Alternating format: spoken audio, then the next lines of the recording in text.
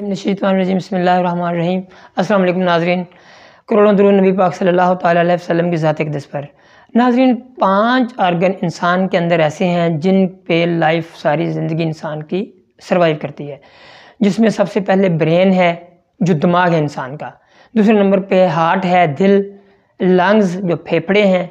उसके बाद हमारे लिवर आ जाता है और किडनीज़ के मतलब वैसे तो पार्क जो आर्गन्स के मतलब ही लोग बहुत सेंसिटिव होते हैं, बल्कि ज़िंदगी के हर जो भी इंसान की जो सेहत है उसके मतलब, मगर किडनीज़ के हवाले से बहुत ज़्यादा लोग सेंसिटिव होते हैं। किडनीज़ के मतलब बहुत सारे सवालात भी आते हैं और इसमें कोई बहुत ज़्यादा तफसील तो नहीं, मैं एक मुख्तसर सी 2-3 मिनट की वीडियो में आपको बताऊँगा कि जो किडनीज़ हैं, अक्सर लोगों का ख्याल इस हवाले से छोटी मुख्तसर सी है ये वीडियो। किडनीज़ के हवाले से ये होता है कि बाज़ लोग ये समझते हैं कि एक दफ़ा डायलिसिस हो जाए तो फिर सारी ज़िंदगी इसको डायलिसिस को करवाना पड़ता है। एक्चुअली होता ये है कि जो किडनी फेलियर होता है या गुर्दों का फेल होना, तो वह 2 तरह का होता है। एक होता है एक्यूट रीनल फेलियर और दूसरा होता है क्रोनिक रीनल फेलियर। जो एक्यूट होता है उसमें सम टाइम मेडिसिन से, सम टाइम जो 1 या 2 या 4 या 6 डायलिसिस से आप इंसान अपनी रूटीन लाइफ में आ जाता है। उसके बाद पूरी ज़िंदगी ज़रूरत नहीं पड़ती डायलिसिस की। क्रोनिक रीनल फेलियर जो कि बाज़ औक़ात एज ज़्यादा होने की वजह से या शुगर के असरात की वजह से या ब्लड प्रेशर या कुछ ऐसी बीमारियों की वजह से जो वो आपका जो किडनी ख़राब होता है उसको क्रोनिक रीनल फेलियर कहते हैं। बाज़ एक्यूट रीनल फेलियर वाले डरते डरते इस बात से डायलिसिस नहीं करवाते, डॉक्टर की एडवाइस के बावजूद, कि उनको सारी ज़िंदगी डायलिसिस कराना पड़ेंगे। होता ये है कि ताख़ीर की वजह से उनको वो भी एक्यूट वाले भी क्रोनिक रीनल फेलियर में चले जाते हैं, जिसकी वजह से फिर उनको पूरी ज़िंदगी डायलिसिस कराना पड़ते हैं। लिहाजा डॉक्टर की एडवाइस डायलिसिस की अगर हो तो लाजमी तौर पे डायलिसिस करा लेने चाहिए, इसमें ताख़ीर नहीं करनी चाहिए। दूसरा, इसको जो भी आपका फिजिशियन होता है, किडनी फिजिशियन होता है जिसको हम नेफ्रोलॉजिस्ट कहते हैं, वो इसका सारा ट्रीटमेंट करते हैं।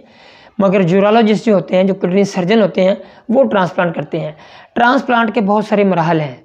ट्रांसप्लांट सबसे पहले पाकिस्तान में जब पहले था तो पाकिस्तान एक मंडी था किडनी ट्रांसप्लांट की, और इसमें बहुत सारे हमारे हमसाया ममालिक से और बहुत दूर दराज के इलाकों से ममालिक से लोग किडनी ट्रांसप्लांट के लिए हमारे पाकिस्तान में आते थे। वो एक वक्त था जब इजाज़त थी हर बंदे को, कोई भी बंदा किसी को भी कोई किडनी डोनेट कर सकता है या उसके और भी कोई तरीक़ाकार थे। मगर अब होटा के नाम से पाकिस्तान में एक ह्यूमन ऑर्गन ट्रांसप्लांट अथॉरिटी बन चुकी है। उसकी इजाज़त के बगैर कोई भी सर्जन ना तो कोई किडनी ट्रांसप्लांट कर सकता है और ना ही कोई मरीज़ इसका ऑपरेशन करवा सकता है, क्यों होटा से बराबर इसकी इजाज़त लेनी होती है। नादरा बाकायदा उसको उसके जो माँ बाप, बहन भाई और बीवी बच्चों के अलावा कोई भी किडनी डोनेट नहीं कर सकता, ना दे सकता है।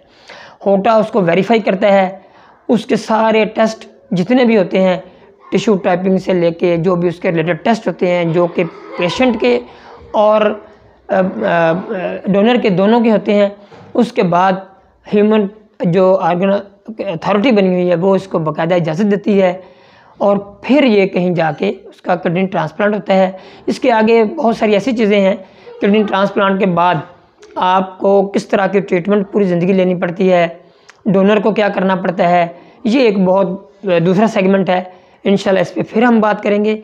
आज का यहाँ तक था कि जो होटा है वो क्या है और किन किन मराहल से पेशेंट को गुजरना पड़ता है, टेस्टों से गुजरना पड़ता है, चेकअप और बड़ी सारी चीज़ें हैं जो हम अगले सेगमेंट में इनको डिटेल से बताएंगे। ये एक छोटी सी आपको वीडियो इसलिए दी है कि आपको बेसिक मालूमात मिल जाए। आपका बहुत बहुत शुक्रिया।